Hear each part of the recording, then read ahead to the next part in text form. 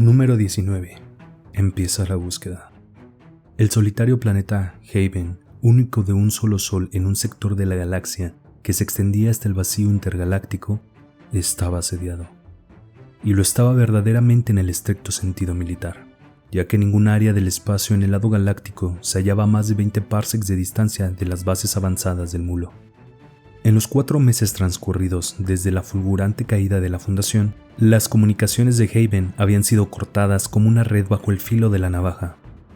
Las naves de Haven convergían hacia su mundo, y ahora el único foco de resistencia que existía era el propio Haven. En otros aspectos, el asedio era aún más estrecho, porque la sensación de impotencia y derrota se infiltraba ya por doquier. Baita recorrió pausadamente el pasillo de ondulantes tonos rosáceos, entre hileras de mesas cubiertas de transparente plástico, y encontró su asiento guiada por la costumbre. Se arrellanó en la alta silla sin brazos, contestó mecánicamente a los saludos que apenas escuchaba, se frotó los cansados ojos con el dorso de la mano y cogió el menú. Tuvo tiempo de registrar una violenta reacción mental de repugnancia hacia la repetida presencia de diversos manjares cultivados en hongos, que en Haven eran considerados platos exquisitos y que para su paladar educado en la Fundación resultaban apenas comestibles, antes de darse cuenta de que alguien sollozaba junto a ella. Hasta entonces, sus tratos con Jude, la insignificante rubia de nariz respingona que se sentaba cerca de ella en el comedor, habían sido superficiales. Y ahora Jude estaba llorando, mordiendo con desespero su húmedo pañuelo y tratando de ahogar sus sollozos hasta que en su rostro aparecieron manchas rojas. Llevaba echado sobre los hombros su informe traje a prueba de radiaciones, y la visera transparente que protegía su cara se le había caído sobre el postre. Baita se unió a las 3 muchachas que se turnaban en la tarea siempre repetida y siempre ineficaz de dar palmaditas en los hombros, acariciar los cabellos y murmurar cosas incoherentes. «¿Qué ocurre?», susurró. Una de las chicas se encogió de hombros, significando que no lo sabía. Entonces, comprendiendo la inutilidad de su gesto, empujó a Baita a un lado. «Supongo que ha trabajado demasiado y está preocupada por su marido». «¿Pertenece a la patrulla del espacio?». «Sí». Baita alargó una mano amiga hacia Jude. «¿Por qué no te vas a casa, Jude?». Su voz fue como una alegre intrusión después de las banalidades precedentes. Jude levantó la vista casi con resentimiento. «Esta semana ya he salido una vez». «Pues saldrás 2 veces. Escucha, si intentas resistirte, la próxima semana tendrás que salir 3 veces, de modo que irte a casa ahora casi equivale a patriotismo. ¿Alguna de vosotras trabaja en su departamento? Pues bien, ¿por qué no os hacéis cargo de su tarjeta? Será mejor que primero vayas al lavabo, Jude, y te limpies la cara. Vamos, vete». Baita volvió a su asiento y cogió de nuevo el menú con un ligero alivio. Aquellos estados de ánimo eran contagiosos. Una chica llorosa podía desorganizar todo un departamento en unos días en que los nervios estaban alterados. Tomó una desabrida decisión. Pulsó los botones indicados que tenía junto al codo y colocó el menú en su lugar. La chica alta y morena que se sentaba frente a ella le preguntó: «Aparte de llorar, nos quedan pocas cosas por hacer, ¿no crees?». Sus labios asombrosamente gruesos apenas se movieron, y Baita advirtió que llevaba las comisuras cuidadosamente retocadas para exhibir aquella artificial media sonrisa que era en aquellos momentos la última moda. Baita investigó con los ojos semicerrados la insinuación contenida en las palabras y acogió con agrado la llegada de su comida cuando se bajó el centro de su mesa y volvió a elevarse con el alimento. Desenvolvió cuidadosamente sus cubiertos y se los pasó de mano en mano hasta que se enfriaron. Replicó: «¿De verdad no se te ocurre nada más que hacer, Hela?». «Oh, sí», exclamó Hela. «Claro que sí». Con un casual y experto movimiento de sus dedos tiró el cigarrillo a la pequeña ranura, donde el diminuto chorro atómico lo desintegró antes de que llegase al fondo. «Por ejemplo», añadió mientras colocaba bajo su barbilla sus esbeltas y bien cuidadas manos, «creo que podríamos llegar a un agradable acuerdo con el Mulo y detener toda esta estupidez, pero yo no tengo los medios para alejarme rápidamente de los sitios conquistados por el Mulo». La frente lisa de Baita no se arrugó, su voz era ligera e indiferente. «No tienes marido o un hermano en las naves de guerra, ¿verdad?». «No. Por eso aún tengo más mérito al no ver razón para el sacrificio de los hermanos y maridos de los demás. El sacrificio será todavía mayor si nos rendimos. La Fundación se rindió y está en paz. Nuestros hombres están lejos y la galaxia se alza contra nosotros». Baita se encogió de hombros y dijo con dulzura: «Me temo que es lo primero lo que más te preocupa». Volvió a su plato de verduras y comió con la sensación de que le rodeaba un gran silencio. Nadie había hecho el menor esfuerzo para replicar al cinismo de Hela. Se marchó con rapidez, después de pulsar el botón que vaciaría la mesa para la ocupante del siguiente turno. Una chica nueva, que estaba 3 asientos más allá, preguntó en un susurro a Hela: «¿Quién era esa?». Los gruesos labios de Hela se curvaron con indiferencia. «La sobrina de nuestro coordinador. ¿No lo sabías?». «¿De verdad?». Buscó con la mirada a la muchacha que ya había salido. «¿Qué está haciendo aquí?». «Es solo una asambleísta. ¿No sabes que está de moda ser patriótica? Es todo tan democrático que me dan ganas de vomitar». «Vamos, Hela», intervino la chica rechoncha de su derecha. «Aún no nos ha acusado nunca de su tío. ¿Por qué no la dejas tranquila?». Hela ignoró a su vecina, echándole una mirada de reojo y encendió otro cigarrillo. La chica nueva estaba escuchando la charla de una contable de ojos brillantes que tenía enfrente. Las palabras se sucedían rápidamente. «Y se dice que estuvo en la bóveda, nada menos que en la bóveda, chicas, cuando habló Seldon, y que el alcalde tuvo un ataque de furia y se produjeron motines y cosas por el estilo. Ella se escapó antes de que el mulo aterrizase. Y dicen que su ida fue muy emocionante a través del bloqueo. Me pregunto por qué no escribirá un libro acerca de todo ello. Ahora son muy populares los libros sobre la guerra. También se rumorea que ha estado en el mundo del mulo. Ya sabéis, Calgán y...». El timbre sonó con estridencia y el comedor se vació lentamente. La voz de la contable siguió zumbando, y la chica nueva solo le interrumpía con el convencional y admirativo: «¿De verdad?», en los momentos apropiados. Cuando horas después Baita regresaba a su casa, las luces de las enormes cavernas ya disminuían gradualmente su potencia, y pronto reinaría la oscuridad que significaba el sueño para todos. Torán la recibió en el umbral con una rebanada de pan untado de mantequilla en la mano. «¿Dónde has estado?», preguntó, masticando. Después, con mayor claridad: «He preparado una cena improvisada. Si no es abundante, no tengo la culpa». Pero ella daba vueltas a su alrededor, con los ojos muy abiertos. «Tori, ¿dónde está tu uniforme? ¿Qué haces con ropa de paisano?». «Órdenes, Bai. Randu está encerrado con Evelyn Miss e ignoro de qué se trata. Ya lo sabes todo». «¿Me envían a mí también?». Baita se acercó impulsivamente a él. Torán la besó antes de contestar. «Creo que sí. Probablemente será peligroso». «¿Acaso hay algo que no sea peligroso?». «Exactamente. Ya he enviado a buscar a Magnífico, así que es probable que él nos acompañe». «¿Quieres decir que debemos cancelar su concierto en la fábrica de motores?». «Por supuesto». Baita entró en la habitación contigua y se sentó ante una comida que ofrecía signos evidentes de ser improvisada. Cortó los bocadillos por la mitad con rápida eficiencia y dijo: «Lo del concierto es una lástima. Las chicas de la fábrica lo esperaban con ilusión, lo mismo que Magnífico. Maldita sea. Es un nombre tan extraño». «Despierta tu complejo maternal, Bai. Eso es lo que hace. Algún día tendrás un niño y entonces olvidarás a Magnífico». Baita contestó con la boca llena: «Se me ocurre que tú eres quien me despierta mi instinto maternal». Entonces dejó el bocadillo y adoptó una actitud grave. «Tori». «¿Qué?». «Tori, hoy he estado en el ayuntamiento, en la oficina de producción. Por eso he llegado tan tarde». «¿Qué has hecho allí?». «Pues...». Vaciló, indecisa. «He estado incubándolo. Ha llegado un momento en que ya no soportaba la fábrica. Ya no existe la moral. Las chicas tienen un ataque de llanto sin un motivo en particular. Las que no se enferman se agrían, incluso sollozan las menos sensibles.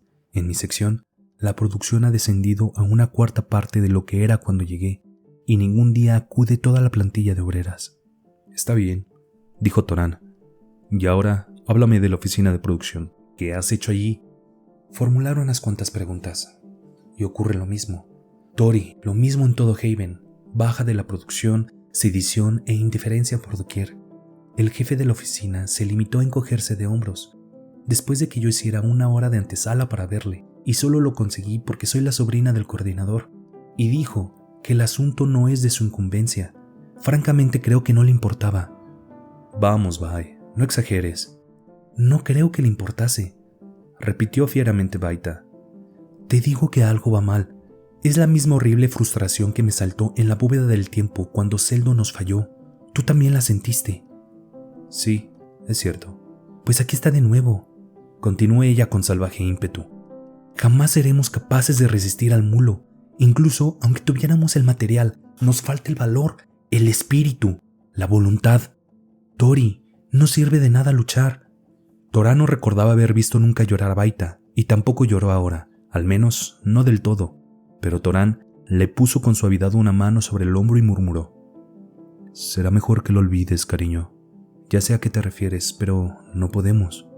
«Ya sé, no podemos hacer nada. Todo el mundo dice lo mismo y nos quedamos sentados, esperando que caiga la espada».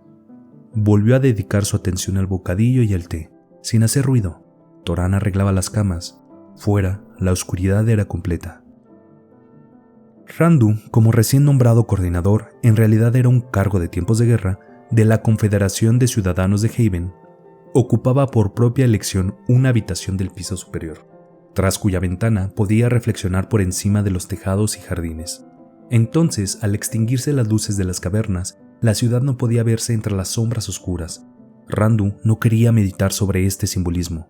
Dijo a Evelyn Miss, cuyos ojos pequeños y claros parecían interesarse exclusivamente por la copa llena de líquido rojo que tenía en la mano: «En Haven existe el proverbio de que cuando se extinguen las luces de las cavernas es hora de que todos se entreguen al sueño». «¿Duerme usted mucho últimamente?» «No, siento haberle llamado tan tarde, Miss. Ignoro por qué en estos momentos prefiero la noche. ¿No es extraño? La gente de Haven está condicionada muy estrictamente para que la falta de luz signifique el sueño. Yo también, pero ahora es diferente».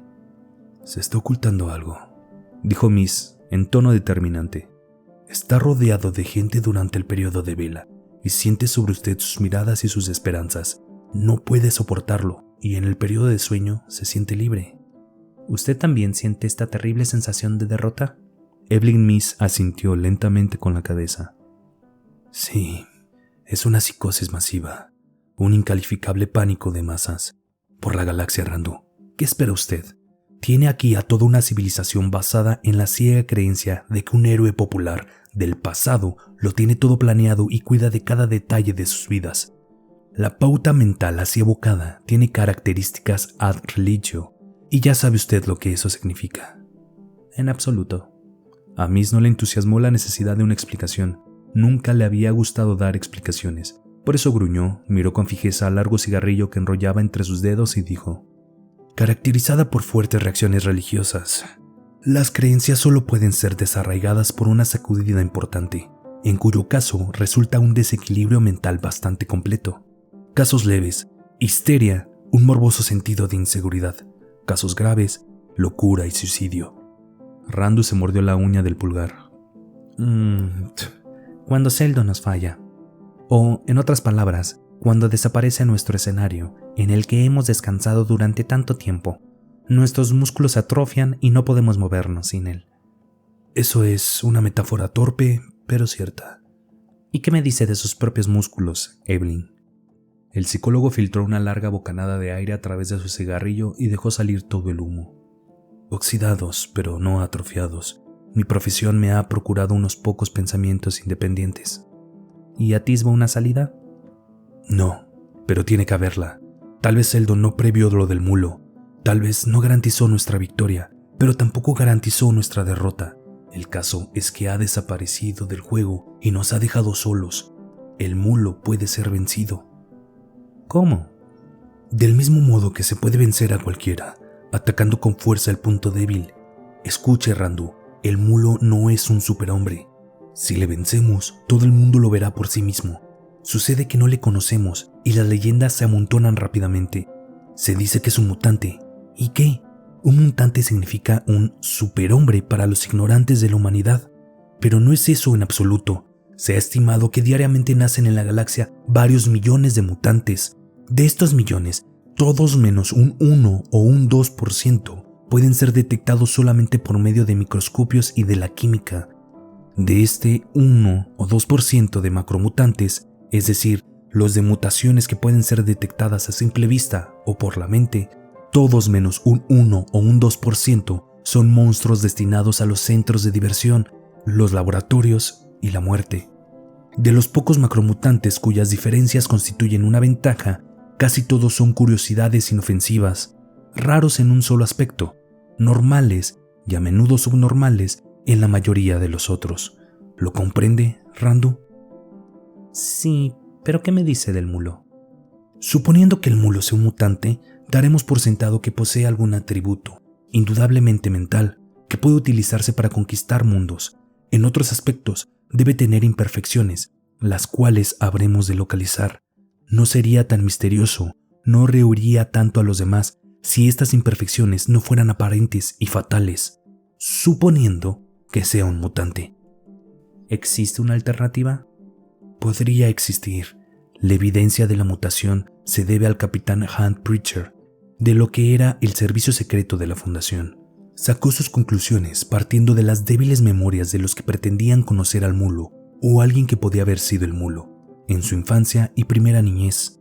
Preacher trabajó con material dudoso, y la evidencia que encontró pudo ser implantada por el mulo para sus propios fines, porque es seguro que el mulo ha recibido una considerable ayuda de su reputación de mutante, superhombre. Esto es muy interesante. ¿Cuánto tiempo hace que opina usted así? No es una opinión en lo que yo pueda basarme. Se trata únicamente de una alternativa digna de consideración. Por ejemplo, Randu, supongamos que el mulo ha descubierto una forma de radiación capaz de anular la energía mental, del mismo modo que posee una capaz de anular las reacciones atómicas. ¿Qué pasaría entonces? ¿Podría ello explicar lo que nos ocurre ahora a nosotros y lo que ocurrió en la Fundación? Randu parecía inmerso en profunda meditación. Preguntó: ¿qué hay de sus investigaciones en torno al bufón del mulo? Entonces fue Evelyn Miss quien vaciló. Infructuosas hasta ahora. Hablé con valentía al alcalde antes del colapso de la Fundación, principalmente para infundirle valor, y en parte para infundírmelo a mí mismo. Pero Randu, si mis instrumentos matemáticos estuviesen a la suficiente altura, por medio del bufón podría analizar completamente al mulo. Entonces le atraparíamos. Entonces podríamos resolver las extrañas anomalías que ya han llamado mi atención. ¿Cuáles? Piense, amigo mío. El mulo derrotó a voluntad a las naves de la Fundación, pero en cambio, no ha conseguido que las débiles flotas de los comerciantes independientes se batan en retirada. La Fundación cayó de un solo golpe. Los comerciantes independientes resisten contra toda su fuerza. Primero usó su campo de extinción contra las armas atómicas de los comerciantes independientes de Mnemom. El elemento de sorpresa les hizo perder aquella batalla, pero hicieron frente al campo. El mulo no pudo volver a usarlo con éxito contra los comerciantes. Sin embargo, surtió efecto una y otra vez contra las fuerzas de la Fundación y al final contra la Fundación misma. ¿Por qué? Partiendo de nuestros conocimientos actuales, todo esto es ilógico. Por consiguiente, debe haber factores que nosotros desconocemos. ¿Traición? Eso es absurdo, Randu. Un incalificable absurdo. No había un solo hombre en la Fundación que no estuviera seguro de la victoria. ¿Quién traicionaría al bando que sin duda alguna ha de ganar? Randu se acercó a la ventana curvada y contempló, sin ver nada, la oscuridad del exterior. Replicó: pero ahora nosotros estamos seguros de perder. Aunque el mulo tuviese 1000 debilidades, aunque fuese como una red toda llena de agujeros. No se volvió. Era como si hablase su espalda encorvada, sus dedos que se buscaban nerviosamente unos a otros. Prosiguió: escapamos fácilmente después del episodio de la bóveda del tiempo, Evelyn. También otros podían haber escapado. Unos cuantos lo hicieron, pero la mayoría no. El campo de extinción pudo ser neutralizado. Solo hacía falta un ingenio y un poco de esfuerzo. Todas las naves de la Fundación podrían haber volado a Haven, a otros planetas vecinos para continuar luchando como lo hicimos nosotros. Ni siquiera un 1% lo hizo. De hecho, se pasaron al enemigo. La resistencia de la Fundación, en la que casi todo el mundo aquí parece confiar a ciegas, no ha hecho nada de importancia hasta el momento. El mulo ha sido lo bastante diplomático como para prometer salvaguardar la propiedad y los beneficios de los grandes comerciantes, y estos se han pasado a su bando. Evelyn Miss protestó tercamente: los plutócratas siempre han estado contra nosotros. Y siempre han tenido el poder en sus manos. Escuche, Evelyn, tenemos razones para creer que el mulo o sus instrumentos ya han estado en contacto con hombres poderosos de los comerciantes independientes. Se sabe que por lo menos 10 de los 27 mundos comerciantes se han unido al mulo. Tal vez 10 más estén a punto de hacerlo. Hay personalidades en el propio Haven a las que no disgustaría el dominio del mulo. Al parecer, es una tentación irresistible renunciar a un poder político en peligro, si ello asegura un control sobre los asuntos económicos. ¿Usted no cree que Haven pueda luchar contra el mulo? No creo que Haven luche contra él. Y Randu volvió su rostro preocupado hacia el psicólogo. Creo que Haven está esperando para rendirse. Le he llamado para decírselo. Quiero que usted abandone Haven. Evelyn Miss infló sus rechonchas mejillas, asombrado. ¿Ya? Randu sintió un terrible cansancio. Evelyn, usted es el mejor psicólogo de la fundación. Los verdaderos maestros de la psicología se acabaron con Seldon, pero usted es el mejor que tenemos. Usted es nuestra única posibilidad de derrotar al mulo. Aquí no puede hacerlo. Tendría que marcharse a lo que queda del Imperio. ¿A Trantor? En efecto, lo que un día fue el Imperio es hoy una partícula, pero aún debe de quedar algo en el centro. Allí tienen los archivos, Evelyn. Podrá aprender más de psicología matemática, quizá lo suficiente como para que pueda interpretar la mente del bufón. Irá con usted, naturalmente. Miss replicó con sequedad. Dudo de que esté dispuesto a acompañarme, ni siquiera por temor al mulo, si la sobrina de usted no viene con nosotros. Lo sé. Toran y Bait irán con ustedes precisamente por este motivo. Y, Evelyn, hay otro objetivo todavía más importante. Hari Seldon fundó 2 fundaciones hace 3 siglos, una en cada extremo de la galaxia. Debe encontrar esa segunda fundación. Número 20. El conspirador. El palacio del alcalde, mejor dicho, lo que un día fue el palacio del alcalde, era una gruesa mancha en la oscuridad. La ciudad estaba tranquila tras el toque de queda impuesto a raíz de la conquista, y la difusa leche que formaban la gran lente galáctica, con alguna que otra estrella solitaria aquí y allá, dominaba el firmamento de la fundación. En 3 siglos, la fundación había evolucionado desde un proyecto privado de un reducido grupo de científicos a un imperio comercial, cuyos tentáculos se adentraban profundamente en la galaxia. Y medio año había bastado para arrebatarle la preponderancia y reducirla a la posición de una provincia conquistada. El capitán Han Preacher se negaba a admitirlo. El sombrío toque de queda y el palacio sumido en la penumbra y ocupado por intrusos eran suficientemente simbólicos, pero el capitán Han Preacher, ante la puerta exterior del palacio y con la diminuta bomba atómica oculta bajo su lengua, se negaba a comprenderlos. Una silueta se aproximó. El capitán inclinó la cabeza. Fue tan solo un susurro, sumamente bajo. El sistema de alarma es el mismo de siempre, capitán. Puede seguir. No se detectará nada. Sin ningún ruido, el capitán se agachó, pasó bajo la pequeña arcada y enfiló el sendero flanqueado por surtidores y que conducía al jardín del alcalde Indbur. Ya había pasado 4 meses desde aquel día en que estuvo en la bóveda del tiempo, cuyo recuerdo quería desechar. Aisladas y por separado, las impresiones volvían, venciendo su resistencia, casi siempre de noche. El viejo Seldon pronunciando las benévolas palabras tan equivocadas, la confusión general. Indbur, cuyas ropas de alcalde contrastaban de manera incongruente con su rostro lívido y contraído. El gentío atemorizado que esperaba en silencio la orden inevitable de rendición. Y aquel joven, Toran, desapareciendo por una puerta lateral con el bufón del mulo colgando de su hombro.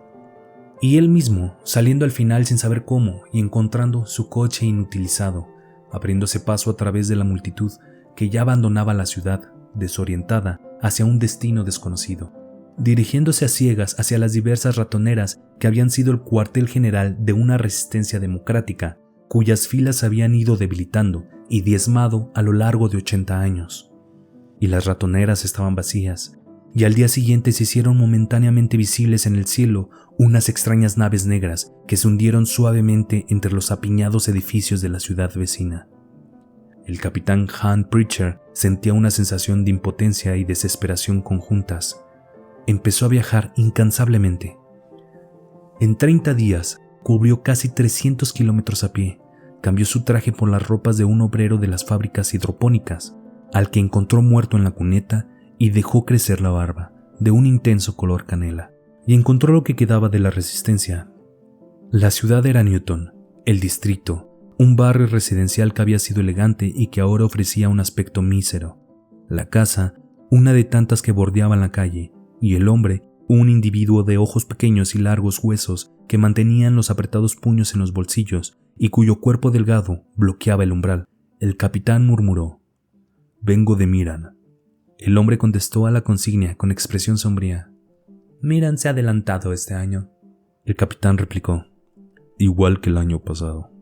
Pero el hombre no se apartó de la puerta. Preguntó. ¿Quién es usted? ¿No es usted Fox? ¿Siempre responde con una pregunta? El capitán inspiró con fuerza, pero imperceptiblemente, y repuso con calma. Soy Ham Pritchard, capitán de la flota y miembro del Partido Democrático de la Resistencia. ¿Me permite entrar? Fox se apartó y dijo. Mi verdadero nombre es Orun Fali. Alargó la mano y el capitán se la estrechó. La habitación estaba en buen estado, pero carecía de lujo. En un rincón había un decorativo proyector de libros, que a los ojos del capitán podía ser fácilmente una pistola camuflada y de respetable calibre. El lente del proyector cubría la puerta y podía ser controlada a distancia. Fox siguió la mirada de su barbudo huésped y sonrió entre dientes.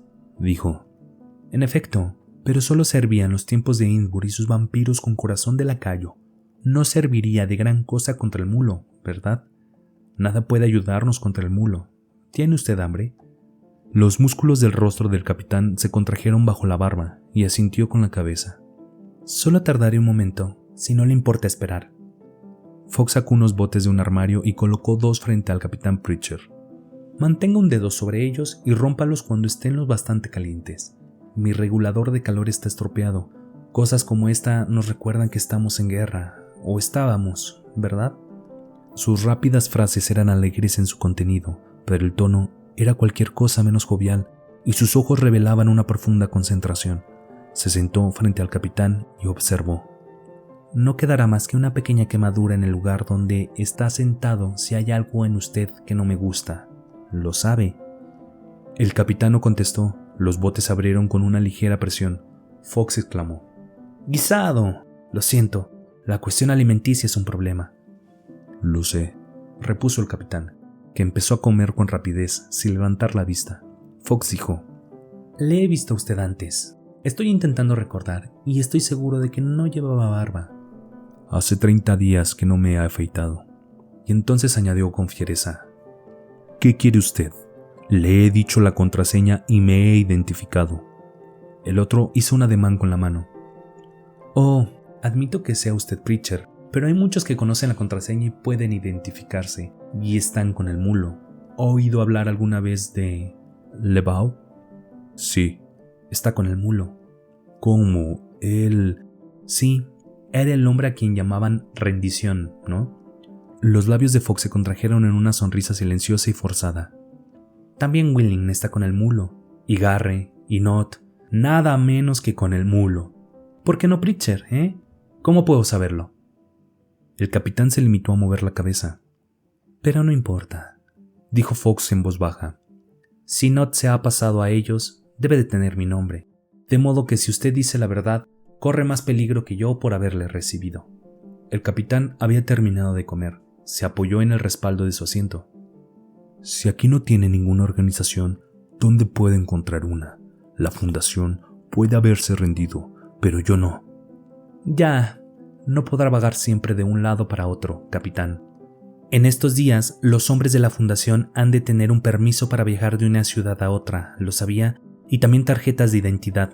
¿La tiene usted? Además, todos los oficiales de la flota han recibido la orden de presentarse al cuartel general de ocupación más próximo. Esto le atañe a usted, ¿no? Sí. La voz del capitán era dura. ¿Acaso cree que huyó por temor? Estuve en Calgan poco después de que cayera en manos del mulo. Al cabo de un mes, ni uno solo de los oficiales del ex señor guerrero estaban en libertad, porque eran los naturales jefes militares de cualquier revuelta. La resistencia ha sabido siempre que ninguna revolución puede tener éxito sin el control de, por lo menos, una parte de la flota. Es evidente que el mulo también lo sabe. Fox asintió pensativamente. Resulta lógico. El mulo piensa en todo. Me quité el uniforme en cuanto pude. Me dejé crecer la barba. Cabe la posibilidad de que otros hayan hecho lo mismo. ¿Está usted casado? Mi esposa murió. No tengo hijos. Así que es usted inmune a los rehenes. Sí. ¿Quiere que le dé un consejo? Si tiene alguno que darme. Ignoro cuál es la política del mulo o sus propósitos, pero hasta ahora no han sufrido ningún daño los trabajadores especializados. Se han subido los salarios, la producción de toda clase de armas atómicas se ha acelerado. ¿De veras? Esto suena a que continuará la ofensiva. No lo sé, el mulo es un sutil hijo de perra, y es posible que solo pretenda ganarse a los trabajadores. Si Seldon con toda su psicohistoria no pudo descubrirle, no voy a intentarlo yo. Pero usted lleva ropas de obrero. Esto sugiere algo, ¿no cree? Yo no soy un trabajador especializado. Ha seguido un curso militar sobre cuestiones atómicas, ¿verdad? Naturalmente. Eso basta. La Atom Fuel Bearings Inc. está localizada aquí, en la ciudad. Los sinvergüenzas que dirigían la fábrica para Indburg siguen dirigiéndola, para el mulo. No harán preguntas mientras necesiten más obreros para elevar la producción. Le darán una tarjeta de identidad y usted puede solicitar una habitación en el distrito residencial de la corporación. Podría empezar enseguida. De esta forma, el capitán Ham Pritchard de la Flota Nacional se convirtió en el especialista en escudos antiatómicos, lo moro del taller 45 de la Atom Fuel Bearings Inc., y de un agente de inteligencia descendió en la escala social a conspirador, profesión que algunos meses más tarde le llevó a lo que había sido el jardín particular de Indburg. En el jardín, el capitán Pritchard consultó el radiómetro que llevaba en la palma de la mano. El campo interior de advertencia todavía funcionaba, por lo que se detuvo a esperar. A la bomba atómica que guardaba en la boca le quedaba media hora de vida. La movió nerviosamente con la lengua. El radiómetro se apagó y el capitán avanzó rápidamente. Hasta aquel momento, todo se había desarrollado a la perfección. Reflexionó objetivamente y se dio perfecta cuenta de que la vida de la bomba atómica era también la suya, que su muerte significaba la suya propia y la del mulo. Entonces llegaría al momento crucial de su guerra privada, de 4 meses, una guerra que había comenzado en la huida y acabado en la fábrica de Newton. Durante 2 meses, el capitán Pritchard llevó delantales de plomo y pesadas mascarillas, hasta que de su aspecto exterior no quedó rastro que delatara su profesión militar. Era un obrero que recibía su salario, pasaba las veladas en la ciudad y jamás hablaba de política. Durante 2 meses no vio a Fox, y entonces, un día, un hombre se deslizó junto a su banco y le metió un trozo de papel en el bolsillo. En él estaba escrita la palabra Fox. Lo tiró a la cámara atómica, donde se desvaneció en un humo invisible y aumentó la energía en 1 milimicrovoltio, y volvió a su trabajo. Aquella noche fue a casa de Fox y participó en un juego de cartas con 2 hombres a los que solo conocía de oídas y con otro al que conocía por el nombre y el rostro. Mientras jugaba las cartas y se repartían fichas, hablaron. El capitán dijo: «Es un error fundamental. Ustedes viven en el pasado. Durante 80 años nuestra organización ha estado esperando el exacto momento histórico. Nos cegó la psicohistoria de Seldon, una de cuyas primeras proposiciones es que el individuo no cuenta, no hace la historia, y los complejos factores sociales y económicos le desbordan, le convierten en una marioneta». Ordenó cuidadosamente sus cartas, apreció su valor y añadió, poniendo una ficha sobre la mesa: «¿Por qué no matar al mulo?» ¿Y de qué serviría hacerlo?, preguntó con fiereza el hombre que tenía a su izquierda. «¿Ya lo ven?», repuso el capitán, deshaciéndose de 2 cartas. «Esa es la actitud. ¿Qué es un hombre entre trillones? La galaxia no dejará de girar porque un hombre muera. Pero el mulo no es un hombre, es un mutante. Ya ha interferido con los planes de Seldon, y si se detienen a analizar las implicaciones, comprenderán que él, un solo hombre, un mutante, ha trastocado toda la psicohistoria de Seldon. Si no hubiera vivido, la Fundación no habría sido derrotada. Si dejase de vivir, la Fundación resurgiría. Ya saben que los demócratas han luchado secretamente contra los alcaldes y los comerciantes durante 80 años. Intentemos el asesinato». «¿Cómo?», intervino Fox con frío sentido común. El capitán respondió con lentitud: «He pensado en ello durante 3 meses sin encontrar la solución. Al llegar aquí la he hallado en 5 minutos». Miró brevemente al hombre que tenía a su derecha, de rostro sonriente, rosado y ancho como un melón. «Usted fue chambelán del alcalde Indburg. No sabía que estuviera en la Resistencia». «Yo tampoco sabía que estaba en ella». «Pues bien, como chambelán, usted comprobaba periódicamente el funcionamiento del sistema de alarma del palacio». «En efecto». «Y ahora el palacio está ocupado por el mulo». «Así se nos ha anunciado». aunque es un conquistador modesto que no hace discursos, ni proclamaciones, ni apariciones en público. Esos son detalles que no cambian nada. Usted, querido ex chambelán, es todo cuanto necesitamos. Mostraron las cartas y Fox recogió las apuestas. Lentamente repartió los naipes. El hombre que había sido chambelán recogió sus cartas una por una. Lo lamento, capitán. Yo comprobaba el sistema de alarma, pero era una rutina, no lo conozco en absoluto. Ya me lo esperaba, pero en su mente existe el recuerdo de los mandos y podemos ahondar en ella lo suficiente. Con una sonda psíquica. El rostro rubicundo del ex chambelán palideció repentinamente. Sus puños arrugaron los naipes que sostenían. ¿Una prueba psíquica? No se preocupe, dijo con sequedad el capitán. Sé cómo usarla. No le perjudicará, aparte de debilitarle durante unos pocos días. Y en el caso de que le perjudicase, se trata de un riesgo que ha de correr y un precio que ha de pagar. No hay duda de que entre nosotros se encuentran algunos que por los controles de la alarma sabrían determinar las combinaciones de la longitud de onda. Hay varios hombres de la resistencia que podrían fabricar una pequeña bomba de relojería, y yo mismo la llevaría hasta el mulo. Los presentes se apiñaron en torno a la mesa, y el capitán continuó. En un día determinado estallará un motín en la ciudad de Términos.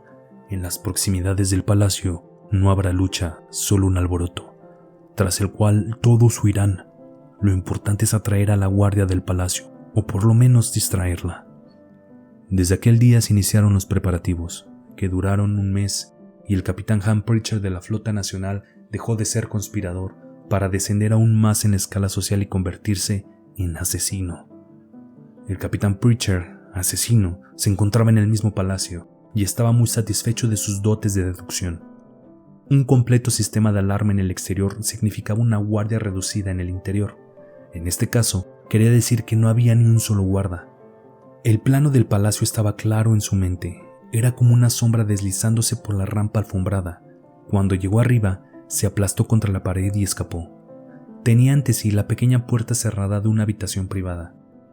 Tras aquella puerta debía estar el mutante que había vencido lo invencible. Llegaba temprano. La bomba aún tenía 10 minutos de vida. 5 de ellos pasaron y ningún sonido turbó el silencio absoluto. Al mulo le quedaban 5 minutos de vida, así lo calculaba el capitán Pritchard. Avanzó guiado por un repentino impulso. El complot ya no podía fallar. Cuando la bomba explotase, estallaría el palacio, todo el palacio. Tras pasar una puerta, recorrer 10 metros no era nada, pero quería ver al mulo antes de morir con él. En un último e insolente gesto, aporreó la puerta. Esta se abrió y dejó pasar una luz cegadora. El capitán Pritchard se tambaleó, pero enseguida se repuso. El hombre solemne que se hallaba en el centro de la habitación, bajo una pecera suspendida del techo, le miró con expresión amable. Su uniforme era totalmente negro. Tocó con un ausente ademán la redonda pecera, y ésta osciló violentamente, obligando a los peces de escamas anaranjadas y rojas a nadar con frenesí de un lado para otro. El hombre dijo: «Entre, capitán». La lengua temblorosa del capitán tuvo la impresión de que el pequeño globo de metal se hinchaba peligrosamente. Una imposibilidad física, como sabía el capitán, pero estaba en el último minuto de su vida. El hombre uniformado observó: «Sería mejor que escupiera esa necia píldora para que pudiera hablar. No estallará». El minuto pasó, y con un movimiento lento y cansado, el capitán inclinó la cabeza y dejó caer el globo plateado en la palma de su mano. Con enérgica fuerza lo lanzó contra la pared, rebotó con un pequeño y agudo sonido, resplandeciendo inofensivamente en su trayectoria. El hombre uniformado se encogió de hombros. «Bueno, olvidémosla. En cualquier caso, no le hubiera servido de nada, capitán. Yo no soy el mulo. Tendrá que contentarse con su virrey». «¿Cómo lo sabía usted?», murmuró torpemente el capitán. «La culpa es de un eficiente sistema de contraespionaje. Conozco todos los nombres de su pequeña pandilla y cada uno de sus planes». «¿Y nos ha dejado llegar tan lejos?». «¿Por qué no? Uno de mis principales objetivos aquí era encontrarle a usted y a algunos más, en particular a usted. Podría haberle atrapado hace algunos meses, cuando aún era un obrero de la fábrica de Bearings. Pero esto es mucho mejor. De no haber sugerido usted las principales directrices del complot, uno de mis propios hombres lo hubiera hecho por ustedes. El resultado es muy espectacular y bastante cómico. El capitán mostraba dureza en su mirada. Yo también lo creo así. ¿Ha terminado todo ahora? Acaba de empezar. Venga, capitán, tome asiento. Dejemos las heroicidades a los insensatos que se impresionan por ellas. Capitán, usted es un hombre capaz. De acuerdo con mi información, usted fue el primer hombre de la fundación que reconoció el poder del mulo. Desde entonces se ha interesado con bastante osadía por la juventud del mulo. Usted fue uno de los que raptaron al bufón del mulo, a quien por cierto aún no se ha encontrado, y por el que se pagará una espléndida recompensa. Naturalmente, reconocemos su capacidad, y el mulo no es un hombre que tema la capacidad de sus enemigos, siempre que pueda convertirlos en sus nuevos amigos. Eso es lo que pretende, ¿o no? Oh, sí, es el objetivo de la comedia de esta noche. Usted es un hombre inteligente, sin embargo, sus pequeñas conspiraciones contra el mulo fallan desastrosamente. Apenas puede calificarlas de conspiración. ¿Forma parte de su adiestramiento militar perder naves en acciones imposibles? Primero habría que admitir que son imposibles. Se hará, le aseguró suavemente el virrey. El mulo ha conquistado la fundación y la ha convertido rápidamente en un arsenal para el cumplimiento de sus objetivos más importantes. ¿Cuáles son esos objetivos? La conquista de toda la galaxia, la reunión de todos los mundos dispersos en un nuevo imperio, el cumplimiento obtuso patriota del sueño de vuestro propio Seldon, 700 años antes de lo que estaba previsto. En este cumplimiento usted puede ayudarnos. Puedo, indudablemente, pero también, indudablemente no lo haré. Tengo entendido, replicó el virrey, que solamente 3 de los mundos comerciantes independientes continúan resistiendo. No lo harán durante mucho más tiempo. Será el último reducto de la fundación. ¿Usted resiste todavía? Sí. Sin embargo, no lo seguirá haciendo. Un colaborador voluntario será el más eficiente, pero la otra clase de colaborador también servirá. Por desgracia, el mulo está ausente. Dirige la lucha, como siempre, contra los comerciantes que aún resisten. Pero no tendrá usted que esperar mucho. ¿Para qué? Para su conversión. El mulo, contestó glacialmente el capitán, descubrirá que eso está más allá de sus fuerzas. Se equivoca. Yo no lo estuve. ¿No me reconoce? Vamos, usted ha estado en Calgán, de modo que debió verme. Usaba monóculo, una capa escarlata orlada de piel, un gorro muy alto. El capitán se puso rígido por la consternación. ¿Usted era el señor guerrero de Calgán? Sí, y ahora soy el leal virrey del mulo. Como ve, es muy persuasivo.